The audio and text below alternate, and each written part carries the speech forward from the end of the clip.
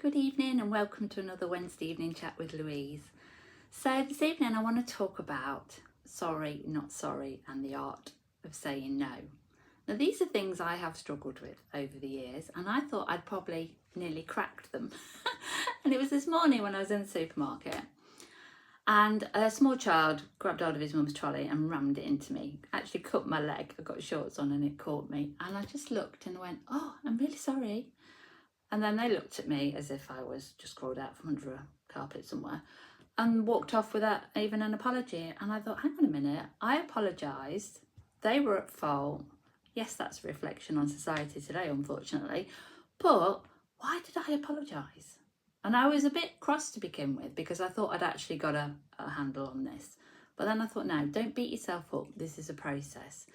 So from being small, do you look back and think, why do I apologise for everything? Do you preface things with things like, oh, sorry, this might not be a good idea, or sorry, but.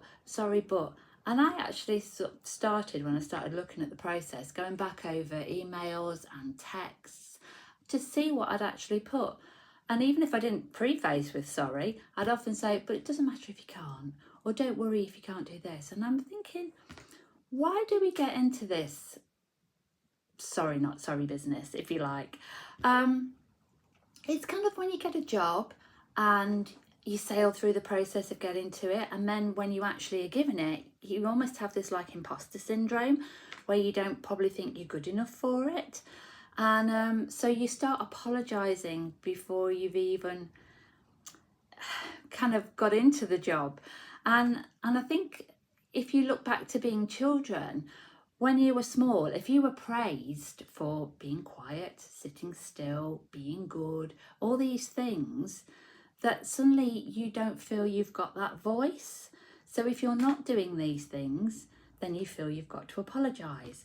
And then I started looking at some of the daft things that I have actually apologised for. I think the classic one was going for a smear test a couple of years ago.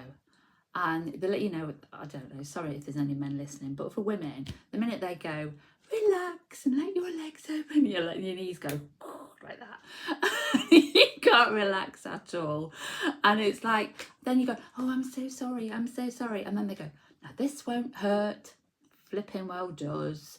So, but all the time, you're the one doing the apologising. And then there was another example. I remember a friend telling me about this when we had this conversation, and she was saying she actually apologised for her veins not being big enough when there was a practice trainee there who was trying to take blood and they couldn't get the needle in. So she was the one going, oh, I'm really sorry. But it wasn't her fault. So I just thought it was an interesting thing to look at. And I think one of the places that I started definitely was to look back at texts and look back at emails. And I surprised myself that even if I didn't preface with a, oh, sorry, but you might not want to do this, or I often ended it again with, oh, well, it doesn't matter if you can't. And I thought, why am I doing that? Why can't I just say what I want to say? And that's when it kind of moved on. So the art of saying no. Now this has been a really, really hard learning curve for me, because I was one of those people, I guess we're people pleasers, and you grow up to go, yes, of course I'll help you. Yes, of course I'll do this. Yes, and the knee-jerk reaction is always to say yes.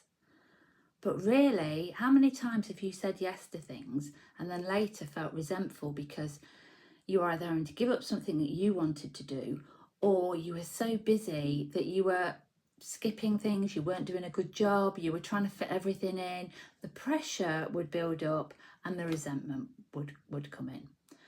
And I just look back and think to myself, all those times that I've said I'd do something and then didn't do it in a good way. And you should, if you want to help somebody, you should be really genuine from the heart, and you give your time freely, you give yourself freely, it's not an issue. But if you've said yes when you really couldn't do it, then that actually no, it's not good for them and it's not good for you. So what I learned to do was go, can I check my diary and get back to you? That was easy. That, especially if that comes in a text or a voicemail or an email or something like that. So that was my way. Pause, breathe, sit on it. And then I could go back with, I would have loved to, but sadly I've got other commitments. Because the other thing I was doing as well was actually giving a long list of the reasons I couldn't, justifying why I couldn't do it. But that's irrelevant. You don't have to justify why. You just have to say, I can't. And why is that so hard to deal with? But then when you're face to face with somebody, especially if it's a friend who you would love to help, breathe and just again say, can you let me check? And I'll get back to you. And then you've got that time and they'll understand if they're your friends. So the art of saying no is give yourself a bit of breathing space. Say, I'll check. Chances are you might be able to do it, and that's great. Then you can go back wholeheartedly and it'll come from the right place. So going back to the sorry, not sorry.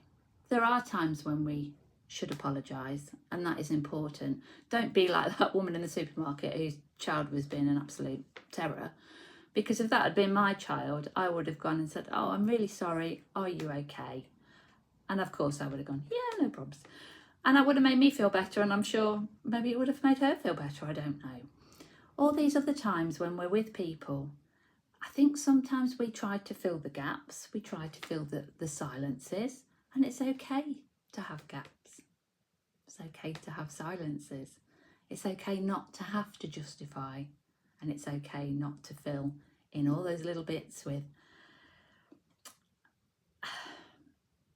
I want to give without giving too much.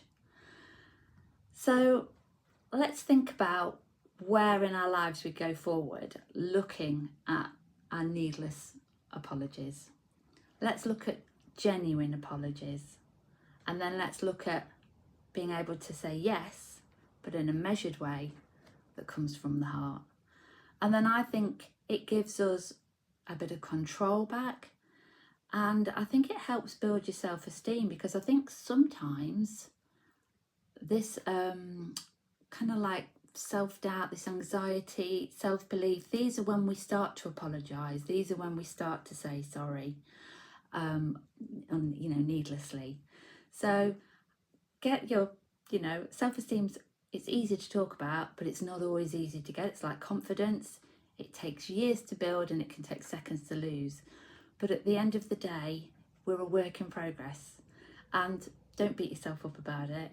And if you're consciously thinking about it and you see that you've done something, that you're halfway there. It's been lovely chatting with you again, and I hope you're all well. Bye.